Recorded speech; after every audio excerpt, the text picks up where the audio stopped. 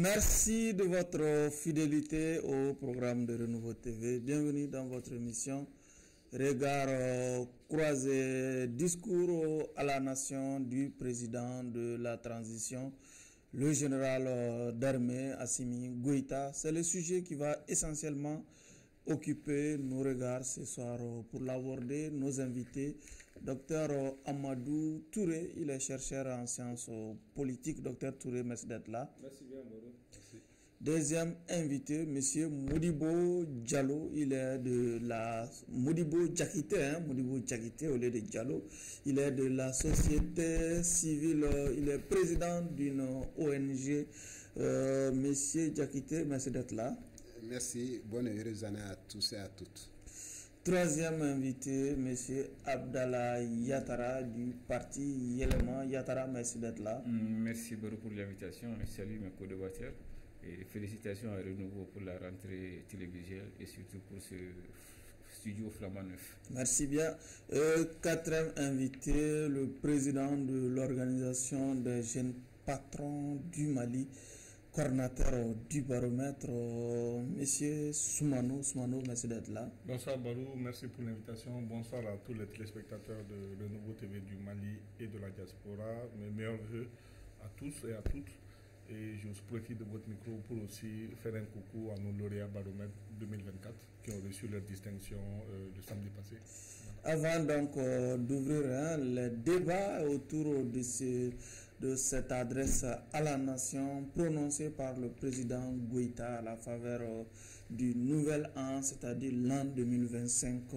La semaine a surtout aussi été marquée par ces interpellations en cascade visant certains imams et autres pasteurs révérends. Déjà, réaction à cette série d'interpellations, Monsieur Touré.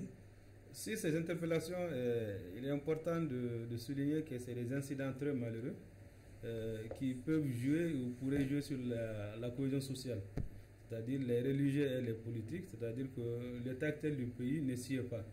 Donc il faudrait que les uns et les autres fassent attention, mettent le Mali au devant. Et que les uns sont qui les uns et les autres, c'est deux tendances qu'on a malheureusement constatées, c'est-à-dire les religieux de tendance musulmane et de tendance chrétienne. Les deux tendances, il y a eu des interpellations au niveau de deux tendances. Donc c'est pour dire qu'il faudrait qu'on évite des incidents très malheureux. Ce que le Mali n'a pas connu, il ne faudrait pas qu'on incite le Mali à connaître des tensions interreligieuses, parce qu'au-delà des tensions sécuritaires, des tensions politiques, le contexte n'y est pas. Et que nous devons espérer que la raison va être au-delà de la foi, parce que si on constate les ondits, les publications, la tension qui est palpable, vraiment, moi, ce que je préconise, du côté des musulmans comme des chrétiens, que les gens fassent attention à ne pas mettre de l'huile sur le feu. Parce que dans d'autres pays comme le Nigeria, comme dans d'autres contrées, comme l'Afghanistan, dans d'autres contrées comme les puissances occidentales. La Centrafrique aussi. La Centrafrique, donc nous avons vu les anti-Balaka et les Balaka. Pour dire que vraiment on n'a pas besoin de ça, on a besoin plus de tranquillité, plus d'apaisement et du climat social. Diakité, il a fallu que le procureur en charge du pôle anti-cybercriminalité intervienne pour qu'on puisse regarder un peu, voir sinon même le fond de cette situation. Oui, moi je salue d'abord la décision du procureur d'avoir laissé ses leaders rentrer à la maison. Mais il faut quand même que nos leaders religieux comprennent que le Mali reste un pays laïque. Et les principes de la laïcité doivent être compris de tout et respectés par toutes les confessions religieuses.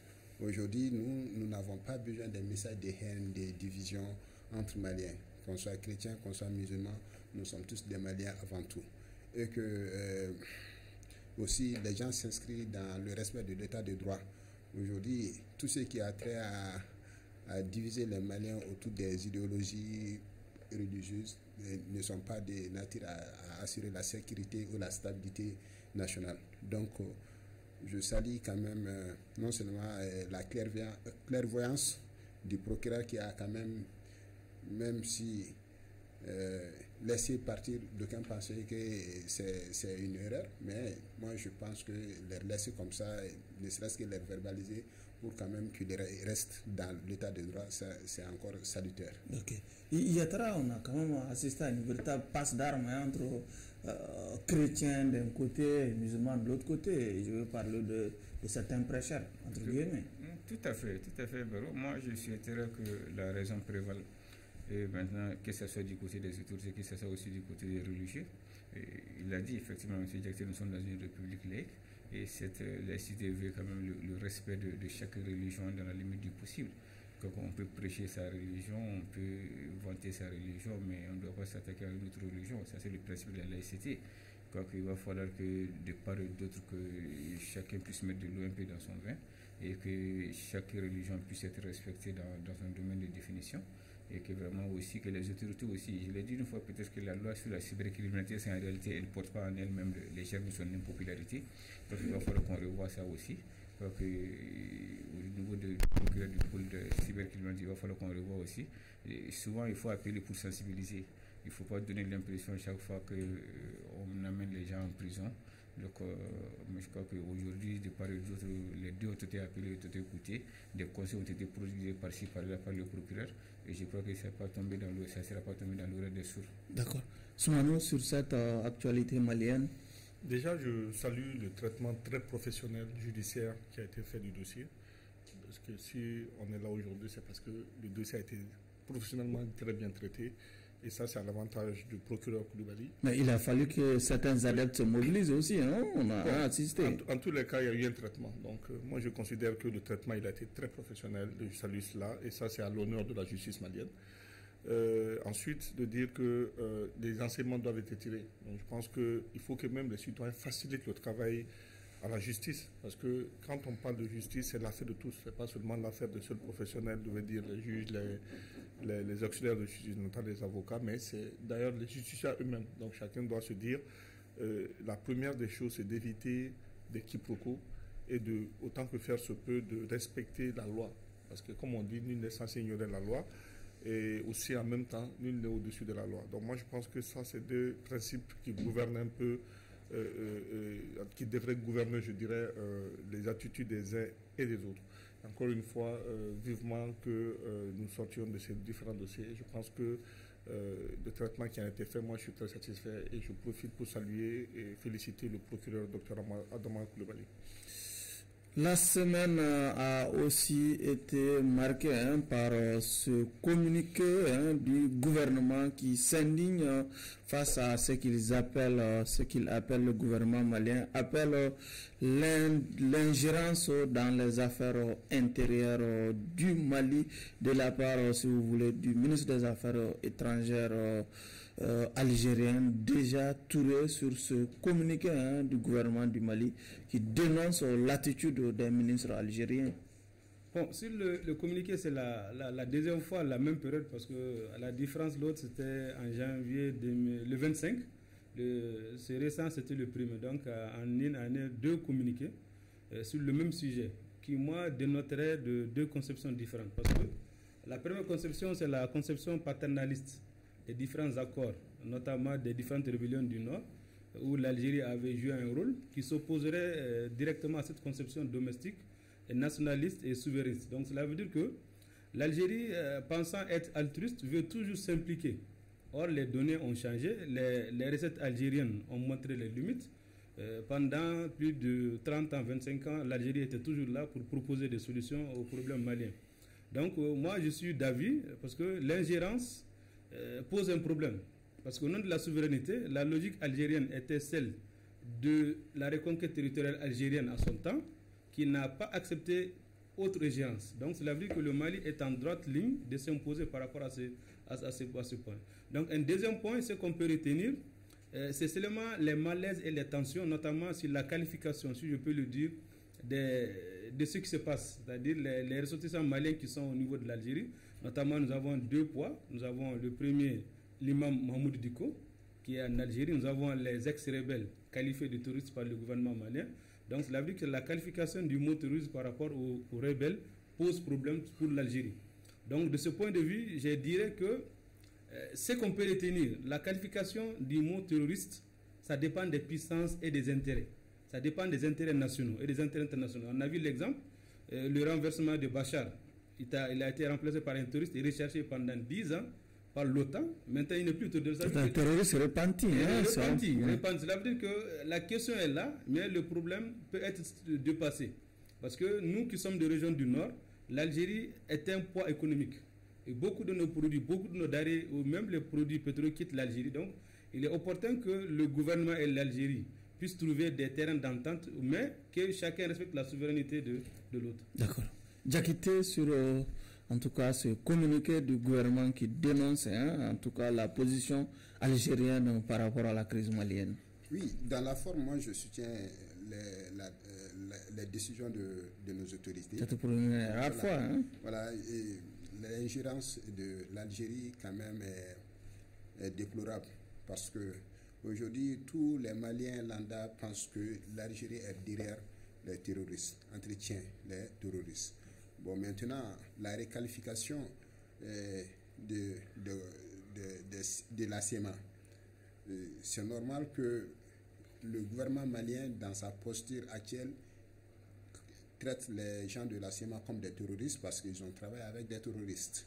Bon, maintenant, si l'Algérie pense que, bon, ils ne sont pas des terroristes, il faut quand même avancer des preuves pour dire que, bon, c'est des citoyens maliens qui restent dans la République et qu'ils respectent l'État du Mali. Et cela ne peut pas se faire sans que vraiment les groupes séparatistes fassent preuve de bonne foi pour dire que bon, nous sommes prêts pour le dialogue et ils se défaire des mouvements terroristes. Bon, chose qui n'est pas faite par l'Algérie et par les mouvements séparatistes. Donc nous allons continuer à croire que c'est des terroristes. Donc je soutiens dans la forme la position du gouvernement. Bon, maintenant, dans le fond, oui. Dans le fond maintenant, c'est qu'il ne faut pas quand même casser le dialogue. Touré l'a dit tout de suite, c'est qu'il y a... L'Algérie, sinon le ministre en question qui a indiqué que la solution militaire, en tout cas privilégiée par le Mali, a prouvé toutes ses limites, voilà, finalement. C'est là où je vais en venir. C'est que les armes ne mèneront pas au bout à cette situation d'escalade. Il faut quand même trouver une voie de dialogue. D'autant qu'il y a Imam Duko qui n'est pas, à ce que nous sachions, un terroriste. C'est un fils malien qui aime le Mali, donc qui est en Algérie. Peut-être qu'il faut maintenir le dialogue pour le retour d'Imam Duko et pour d'autres Maliens et leaders maliens qui sont hors du Mali, qui sont dans les mêmes situations. Donc, dire qu'on peut aller on peut avoir le retour à la paix sans le dialogue entre Maliens, c'est pas évident. Et surtout les Maliens qui sont de l'extérieur, ceux qui sont des réfugiés politiques, donc ils doivent être pris en compte. Donc maintenant, est-ce que les groupes SEMA se retrouvent dans cette situation? D'autant que le gouvernement du Mali quand même s'est retiré de l'accord d'Alger depuis il y a bientôt une année, en janvier 2024, le gouvernement quand même a dénoncé l'accord. Donc, une fois que le gouvernement a dénoncé l'accord, quand même, il devrait avoir d'autres processus pour quand même discuter, non seulement avec l'Algérie en tant que pays frère, en même temps aussi victime collatérale, parce que chaque fois qu'il y a débordement au niveau du Mali, il y a quand même une partie de l'Algérie qui est concernée par ces débordements. Donc, il ne peut pas dire que l'Algérie n'est pas touchée ou est impactée d'une manière ou d'une autre. Donc, maintenant, comment est-ce que vraiment on peut ramener l'Algérie dans le respect de la souveraineté nationale et accompagner les autorités maliennes vraiment pour qu'ils puissent avoir ce retour de paix tant souhaité? Cela quand même est un travail de longue haleine. Et cela ne peut pas se faire tant que le gouvernement aussi vraiment ne va pas au dialogue avec les autres Maliens. Il y a trace sur cette brouille entre le Mali et l'Algérie qui ne dit pas son nom. Hein? Comme je suis vraiment très intéressé pour que le Mali et l'Algérie viennent à ce niveau-là, je crois que ça monte crescendo. Je crois que récemment, tout est parti d'une...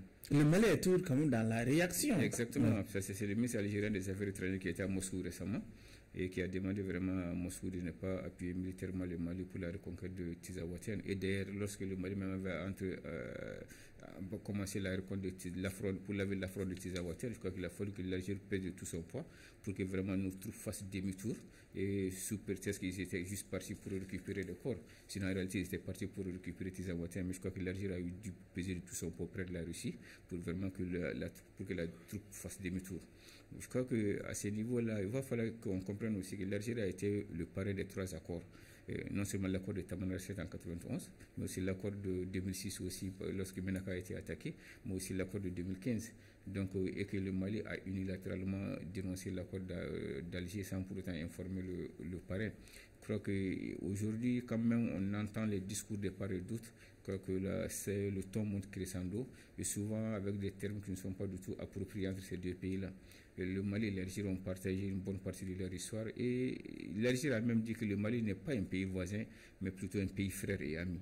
Donc je crois que dans ce contexte, on doit vraiment mettre bas à terre pour que vraiment on puisse gérer ce problème-là entre deux pays qui partagent à peu près 1000 km de frontières.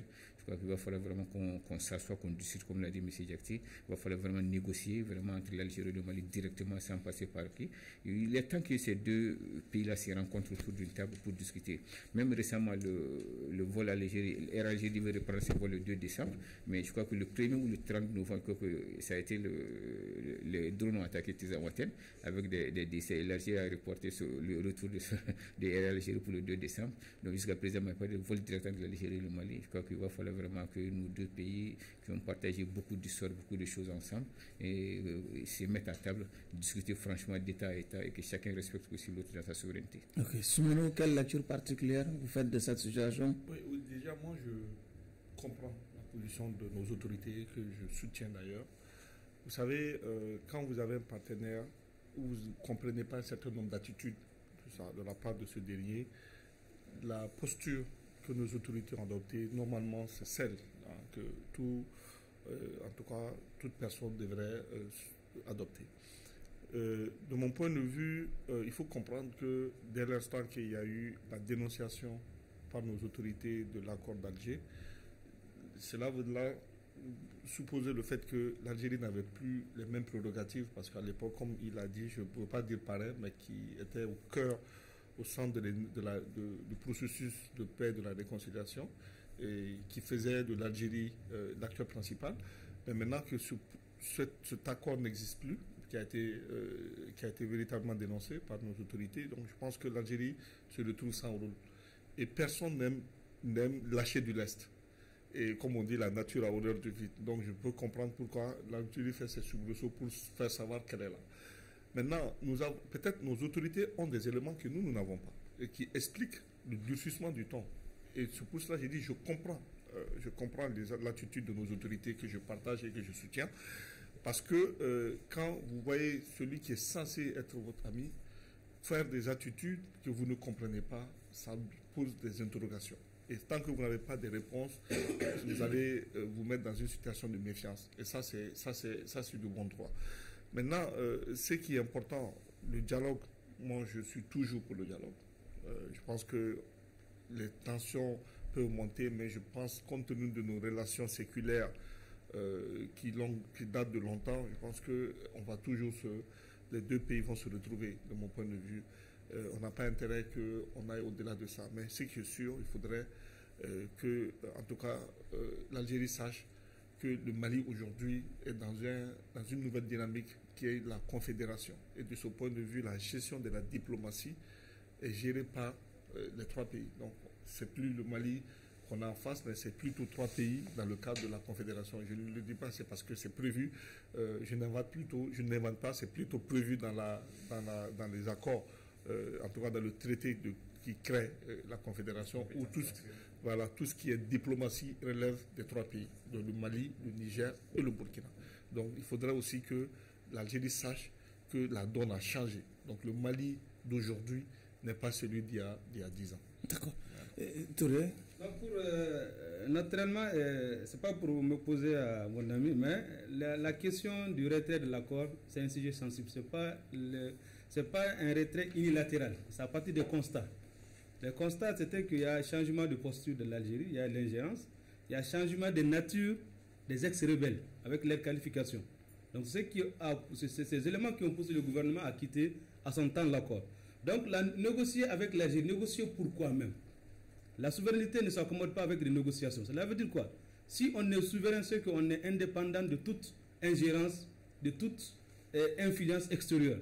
Si le Mali est indépendant, le Mali doit se gérer conformément à ses ambitions. Et ça a été institué par le dialogue intermalien, même si les résultats ont posé beaucoup de discussions. Donc nous allons espérer avec la charte qui est en cours, la charte pour la paix et la réconciliation, qui à son sein peut ou pourra prendre ses engagements. Maintenant, négocier pour notre souveraineté, négocier avec l'Algérie sur quel plan? L'Algérie n'est pas partie prenante, l'Algérie n'est pas les ex-rebelles, l'Algérie n'est pas pour aller négocier avec l'Algérie notre souveraineté. Je pense que la lutte contre le terrorisme, la lutte souveraine... C'est ce qu'il a proposé. Il a proposé d'aller négocier. Il va réagir. Il va réagir. Négocier. D'aller négocier. Négocier sur quel point? Bon, il peut l'expliquer, mais pour dire qu'on n'a pas à négocier avec qui que ce soit avec notre souveraineté. Et l'Algérie, à son temps, a conquis son territoire avec l'appui du Mali. Donc la lutte souveraine, la lutte territoriale ne s'accommode pas avec toute ingérence. Donc sur ce point, je ne suis pas d'accord avec Yatra. Yatra, allez-y. D'abord, c'est une rupture unilatérale, ça c'est sans équivoque. L'accord d'Alger avait comparé non seulement l'Algérie, mais aussi les Nations Unies, la CEDEAO et beaucoup d'autres, même la France aussi.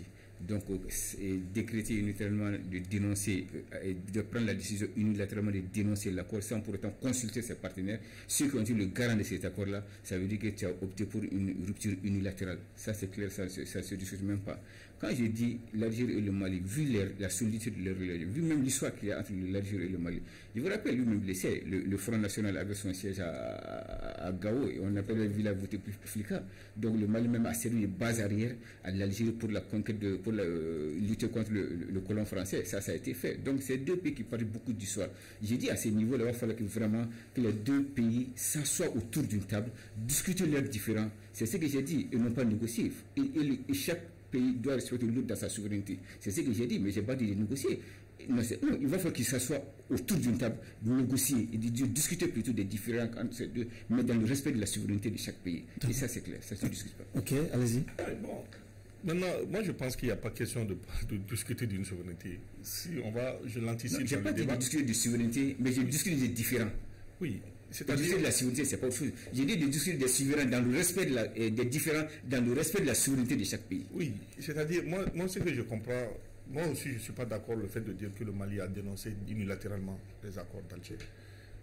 Mais ça c'est un fait quand même. Non, je dis je ne suis pas d'accord. Ok.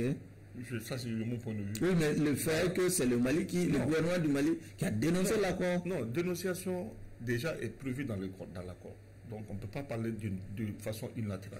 Les conditions de dénonciation sont prévues et je ne crois pas que... Sauf que les partis signataires n'ont pas dénoncé. Il n'y a pas de conditions de dénonciation dans l'accord.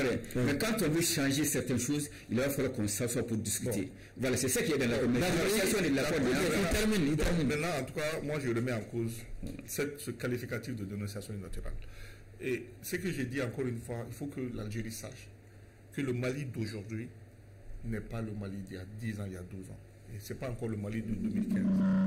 Encore une fois, cette question de diplomatie est gérée à l'aune de 3 pays. C'est une confédération qui est là. Parce que diplomatie, développement et défense, tout le problème aujourd'hui, c'est à ce niveau-là. C'est une question de défense, de sécurité. Il y a une emprise de Zanwatel qui est problématique, où les autorités maliennes les récupérer, avec, j'allais dire, un refus, si je dois dire en guillemets, de l'Algérie. Ça ne se comprend pas. Donc c'est pour ça que j'ai dit qu'il y a des attitudes que l'Algérie est en train d'adopter, que les autorités ne comprennent pas. Peut-être qu'il y a d'autres éléments que nos autorités ont que nous n'avons pas. Nous travaillons nous réfléchissons sur la base des éléments que nous voyons, mais il y a peut-être des éléments que nous, peut-être, on ne doit pas savoir, mais que nos autorités ont et qui expliquent justement aussi leur agissement. Et là, je comprends les autorités maliennes et je les soutiens dans ça. Parce que la diplomatie, ce n'est pas forcément aussi le dialogue. La diplomatie, personne ne vous a dit que la diplomatie ne peut pas être va-t-en-guerre. Il termine d'abord. La diplomatie n'est pas forcément... C'est vrai que la vertu, c'est dans le dialogue, mais la diplomatie peut aussi se transformer en une diplomatie va-t-en-guerre s'il le faut. Et donc, si les autorités maliennes ont adopté ça, moi, je comprends parfaitement ça. Allez-y, Mondebo. Voilà, bon, en fait, vous savez, le problème, ce n'est pas la dénonciation. Le problème, c'est la requalification de groupes. C'est-à-dire... Le gouvernement de la République du Mali classe les groupes de du Front National pour la Libération de l'Azawad comme des groupes terroristes. Et là où l'Algérie n'est pas d'accord, et l'Algérie estime que nous devons discuter avec ces groupes-là. Bon, maintenant, pour le Mali, de quoi l'Algérie c'est mal? Voilà. Pour le Mali, c'est une ingérence. Bon, maintenant, c'est à l'Algérie de prouver aux Maliens que ceux-ci ne sont pas des groupes terroristes, c'est des Maliens.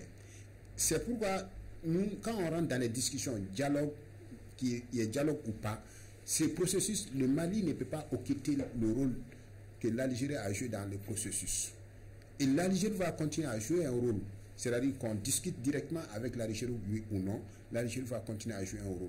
Mais maintenant, nous voulons que l'Algérie joue quel rôle? L'Algérie va finalement s'imposer au Mali. Oui, parce que du moment qu'il y a quand même les mouvements va-et-vient entre les groupes terroristes ou bien les groupes rebelles qui sont réfugiés en Algérie et qui ont le temps de se préparer et revenir encore attaquer le Mali, il faut se dire que le Mali doit trouver un moyen de mettre fin à ça.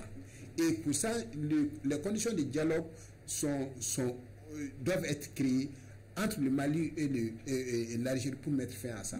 Donc, il ne faut pas se dire que, bon, non, on va dialoguer autour de quoi?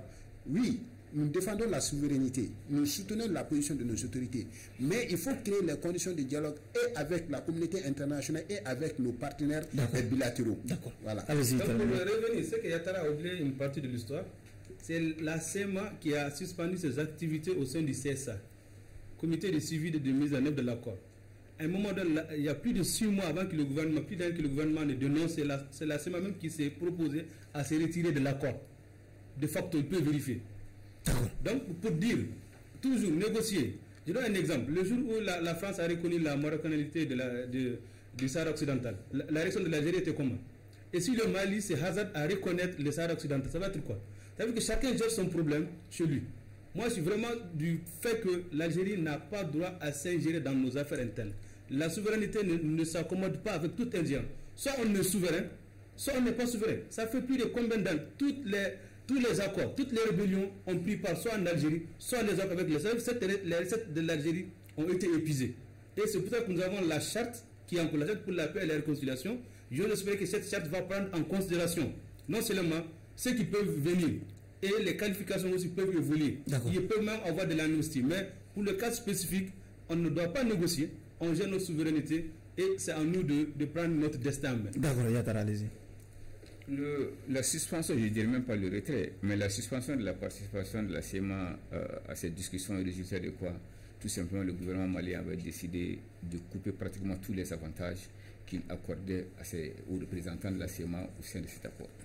Donc le retrait, la suspension de la CEMA résulte de ça.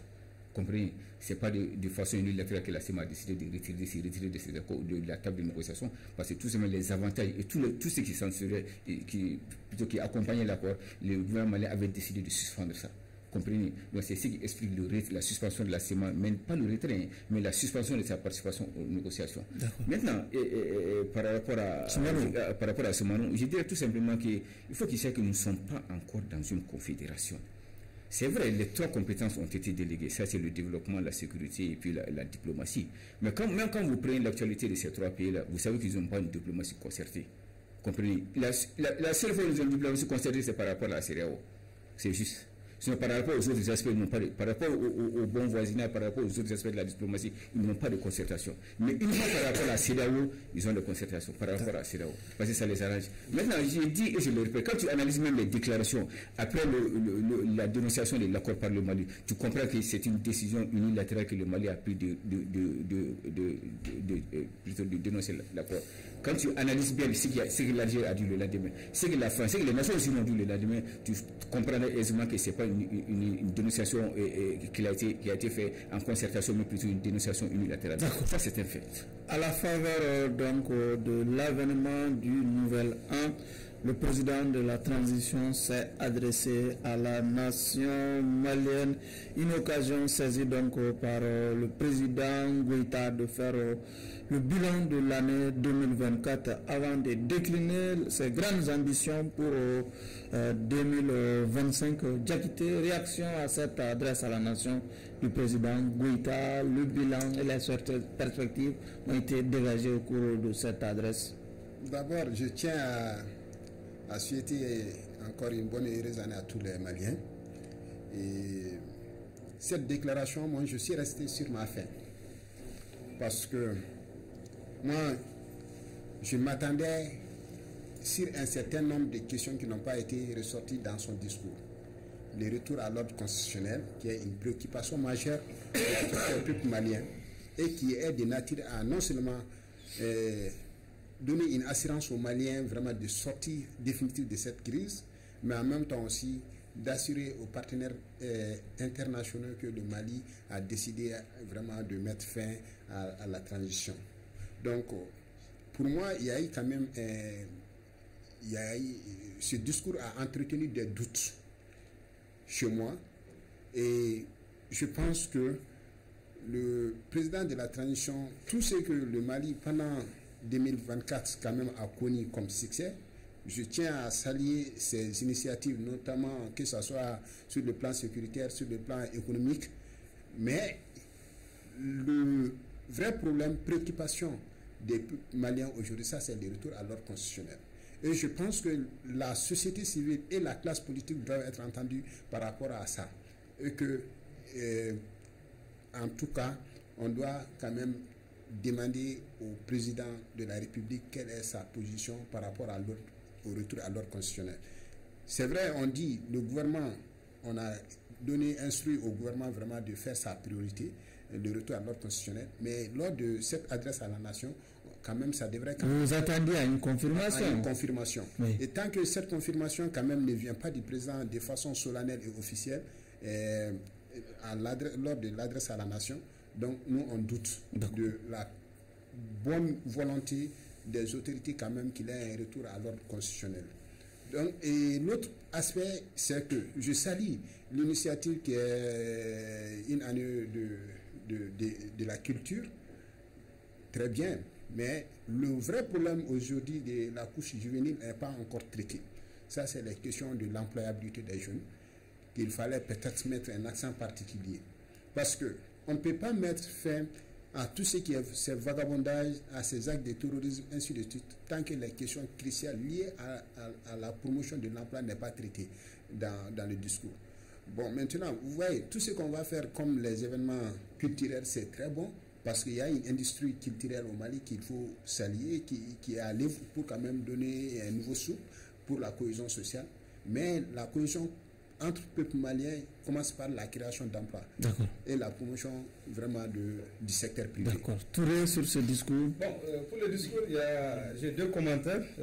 Sur le discours, ce qu'on peut dire, c'est un discours clair, précis et bref. Donc, Diakité a compris le contenu. Maintenant, sur le fond, nous avons vu un général d'armée très calme, serein, barbu, montrant que la charge du Mali et les difficultés sont là. Et sur le fond, ce qu'on peut dire, il a parlé de l'essentiel et il a pris aussi certaines prudences par rapport à d'autres sujets d'actualité. Les sujets dont il a parlé, notamment, il a parlé de la reconnaissance par rapport au peuple malien, la résilience, les sacrifices que les forces armées de défense ont connus, dont moi je salue les mémoires. Il a parlé de l'appui au secteur privé de 200 milliards à 346 milliards. Il a parlé aussi de ses ambitions, notamment à consolider les acquis. Maintenant, sur les deux points sur lesquels je vais m'attarder un peu, c'est-à-dire l'année décrétée comme l'année de culture. Donc là, je suis vraiment très ravi parce que ça va montrer que la différence entre la souveraineté indépendantiste et la souveraineté patriotique, il y a une continuité. Parce que l'autre l'avait dit à fait Modibo Keïta en 1961, que la culture est le préalable et la fin de toute politique. Cela veut dire tant qu'on ne se reconnaît pas au plan international, on n'a pas une identité. Donc moi, je suis pour cette année. Au moins, nous avons beaucoup de difficultés. La différence entre lettrés, analphabètes et analphabétisés, cela veut dire quoi? Il y a directement la différence de 7 ans entre nous, ceux qui ne sont pas allés à l'école, ceux qui sont allés à l'école. Donc cette différence pourrait être atténuée au fur et à mesure qu'on valorise notre culture et au fur et à mesure qu'on va prendre nos langues nationales comme langue de travail. Maintenant, la prudence est que le président ne s'est pas prononcé sur les élections. C'est tout à fait normal. Parce qu'il a instruit, il a donné instruction au gouvernement et un nouveau coup de pédale à l'action gouvernementale. On attend les axes prioritaires d'ici le 5 février, si le gouvernement va proposer.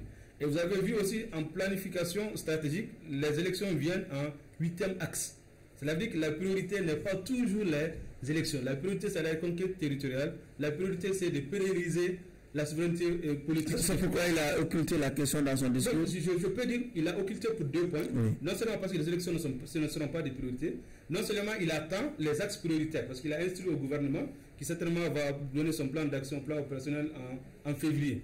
Donc pour dire que si le plan opérationnel va dire que les élections sont possibles cette année ou l'année prochaine, ça peut être une contradiction. Mais néanmoins, la volonté y est. Contrairement à la volonté est là parce que les consultations sont déjà lancées pour les réformes politiques et les réformes de la loi concernant les partis politiques. Selon le président a occulté l'essentiel dans son discours, c'est-à-dire la question électorale. Non, moi je n'ai pas cette lecture. Déjà, ce que je veux voir, je vais faire une analyse sur la forme et sur le fond. Sur la forme, le président était vraiment dans sa posture de président très rassuré et qui parlait à son peuple, à qui il a confiance et qui est avec lui. Ça c'est important parce que vous allez voir dans beaucoup de passages, il salue vraiment tout ce que le peuple malien a pu quand même lui apporter. Maintenant, sur le fond, il y a des questions qui ont été abordées qui m'intéressent particulièrement. Déjà, la lutte contre la pauvreté, la corruption, excusez-moi, la lutte contre la corruption, où il a fait cas justement du procès de l'avion présidentiel, des cours d'assises spéciales. Il a aussi fait cas de la remise solennelle du rapport du vérificateur. Ça veut dire qu'il affiche de façon implacable sa volonté de lutter contre la délinquance financière. Donc ça veut dire que c'est sûr que, en tout cas ceux-là pour qui il y a des récriminations qui traînent des casseroles, ils vont répondre. Ils vont répondre dans la mesure justement du possible, donc dans le cadre également du respect du principe de la présomption de non-sens. Il a parlé de la relance économique où il affiche sa fierté par rapport justement à la nouvelle mine de lithium, donc tout ce qui cela entraîne comme création d'emplois et de richesses.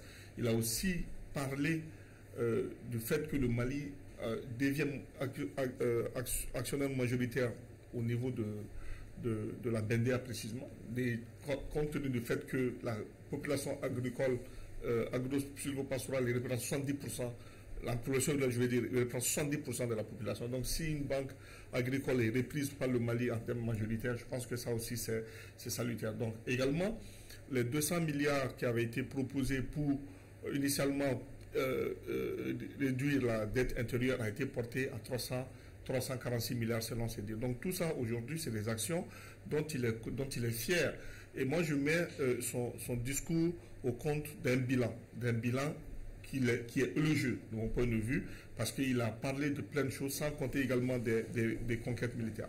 Maintenant, le peuple a été placé au cœur. Donc ça veut dire que le peuple l'accompagne, parle de légitimité, des décisions courageuses qui ont été prises, des réformes, notamment toutes les réformes qui ont été faites, surtout le code des investissements, qui a fait qu'on est passé de 20% à 35% en termes d'actionnariat. Tout ça aujourd'hui, il faut saluer le peuple du Mali. Maintenant, moi je pense que le fait de dire que les élections ont été occultées, moi je pense très simplement qu'il y a eu des occasions où ça a été dit.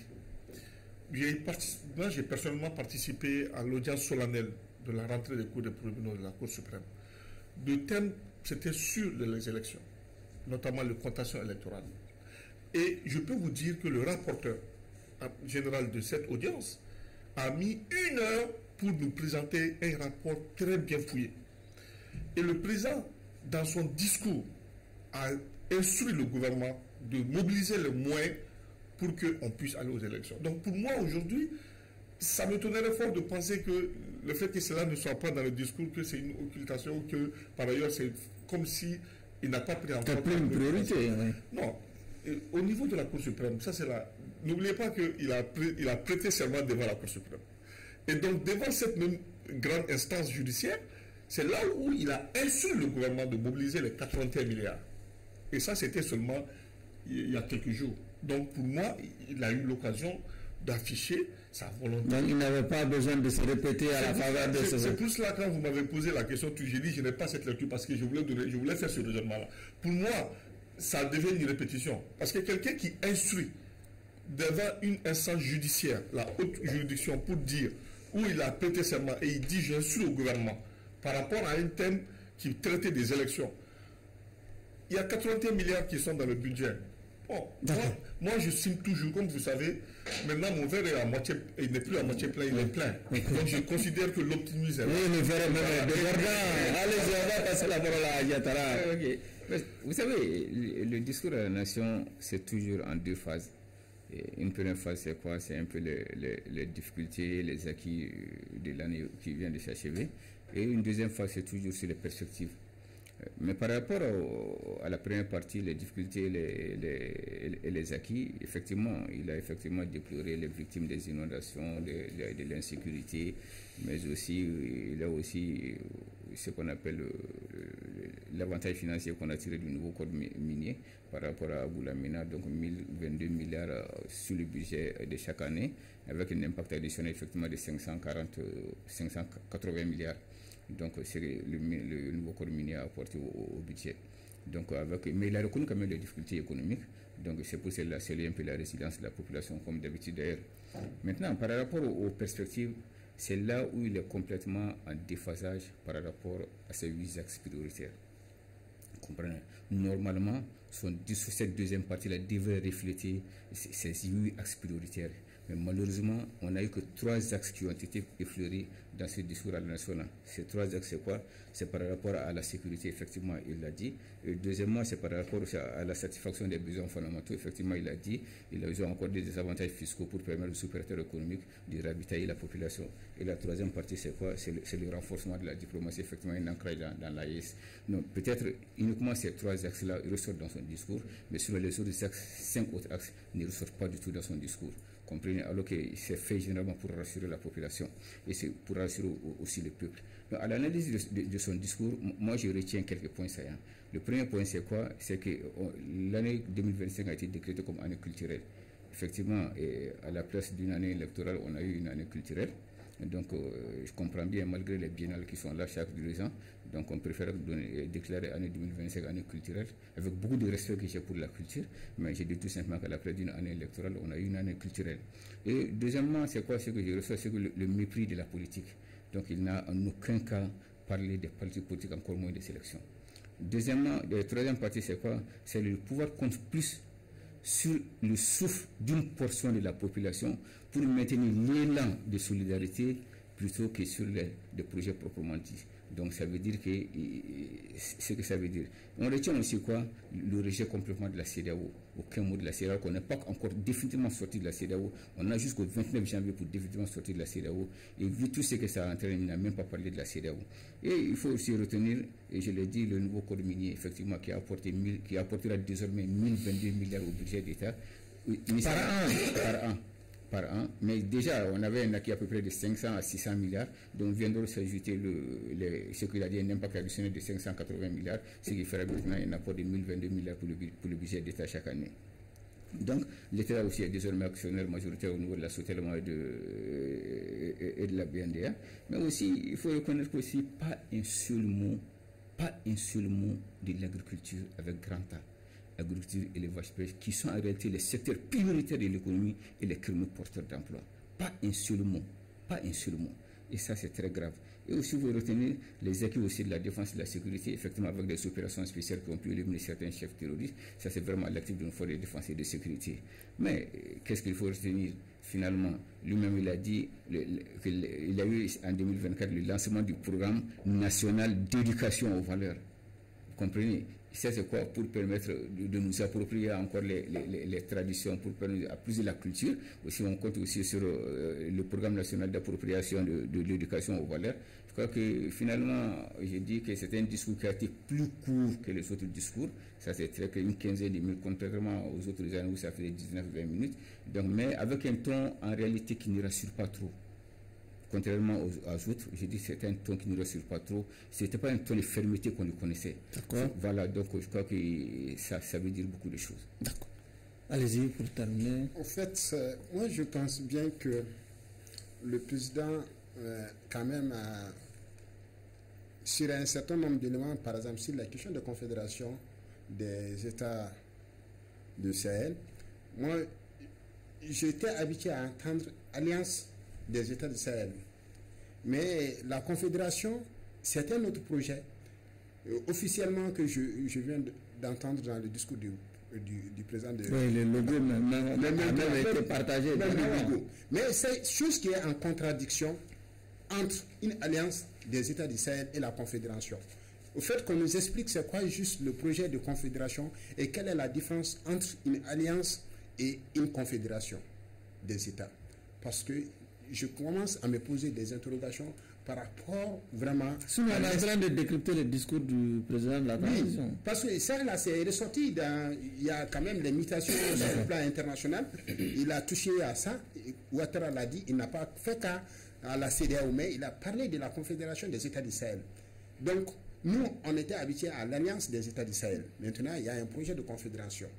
Qu'est-ce qui motive? C'est-à-dire la confédération en lieu et place de l'Alliance des États du Sahel. Sauf que nous ne sommes pas en mesure de répondre autour de cette question ici. Oui, c'est une question que je pose, que tous les auditeurs aussi doivent se poser. Donc, qu'on n'a pas dit tout concernant l'Alliance des États du Sahel au peuple malien. L'autre aspect, le discours, moi je reviens encore, on ne peut pas occulter la jeunesse. Et qui veut mettre un accent central, un accent particulier sur la jeunesse, il faut trouver les mots des jeunes. Ça, aujourd'hui, soit c'est l'éducation, et soit c'est l'emploi. Ni l'éducation, ni l'emploi, quand même, je n'ai entendu aucun accent particulier sur ces éléments. Et que dans son discours, en tout cas, personnellement, je pense que des éléments saillants sur les axes prioritaires qu'il a définis pour le gouvernement, il y a quand même des éléments saillants qui n'ont pas été ressortis, qui font en sorte que moi, je suis resté beaucoup sur ma faim. D'accord. Voilà. Allez-y. Bon, pour le discours, pour retenir de façon générale, c'est que c'est un discours qui montre que l'année 2025, ce sera une année de rupture totale, de retour au Mali en courant, de retour au patriotisme, qui certainement va faire la différence entre les souverainistes indépendantistes de 1960 avec les souverainistes du patriotique actuel. Donc c'est pour dire qu'on a pleinement l'ambition, pour moi, qu'il faut retourner vers la culture. C'est-à-dire qu'il faut forcément qu'on aille vers la culture et refonder leurs valeurs, retourner aux Maliens avant d'aller aux élections. Quitte à dire que ce n'est pas un remplacement des élections. Les élections auront lieu et le processus, l'engagement est là. Je ne peux pas dire que le gouvernement n'a pas la volonté, mais nous allons attendre au moment opportun. Ce qui est sûr, les consultations sont en cours, les discussions sont en cours, mais au-delà du chronogramme qui va être acté en février, nous allons avoir certainement une vision claire de la transition. Une ordonnance même a été prise pour proroger le délai de la révision de la liste. Vous savez que les choses sont en cours pour organiser des élections crédibles, transparentes et vraiment libres. Oui. Bon, moi je pense que apparemment Abdallah et Djaké ne sont pas avec les Maliens ou quoi. Quand lui me parle que la confédération n'est pas là et que lui me dit que ce n'est pas la différence entre confédération et alliance, ça c'est extraordinaire. La confédération, c'est un peu proche de la fédération, sauf que les États gardent leur souveraineté, mais décident de transférer à l'entité confédérale un certain nombre de prérogatives. En l'occurrence, pour le cas de l'AES, il s'agit de la diplomatie, il s'agit de la défense et il s'agit du développement.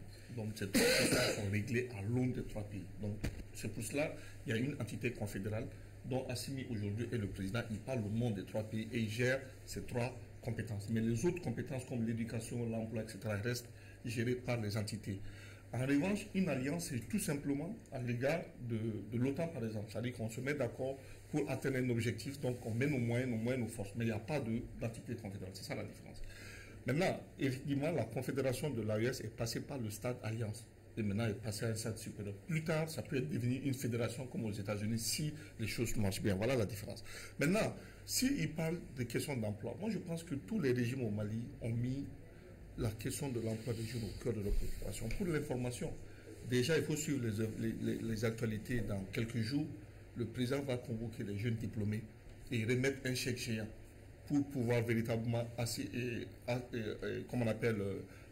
adoucir leurs préoccupations. Donc, c'est des choses qui n'ont pas besoin d'indiquer. Pour moi, c'est les actions, c'est dans l'action qu'on évalue. Et pour moi, je pense que ce qui était important que les Maliens devraient savoir, de mon point de vue, c'est la lutte contre la corruption. Ça, c'est aussi une espèce d'éducation à l'endroit de la future génération. Parce que quand on voit que ceux qui ont mal géré ont sévi à travers les voies et moyens juridiques, ces jeunes-là vont se préparer à avoir comment on appelle ça, un management vertueux. Donc ça, c'est déjà une éducation. Ça retrouve dans ce que vous pensez qui n'est pas là. Ensuite, vous parlez des questions d'éducation. Mais la culture aujourd'hui, le fait de revaloriser nos valeurs, il n'y a pas meilleur enseignement que ça. Je ne sais pas qu'est-ce que vous voulez. Donc, de mon point de vue, moi, je pense qu'en tout cas, ce qui était important a été dit. Et je pense très sincèrement que le bilan qui a été présenté dans le discours du président Assimi, pour moi, c'est un bilan élogieux. Allez-y. Je dirais tout simplement que, je le répète encore, nous ne sommes pas dans la Confédération. Seul le Mali a ratifié le traité portant création de la Confédération. Le Niger ne l'a pas fait, le Burkina ne l'a pas fait.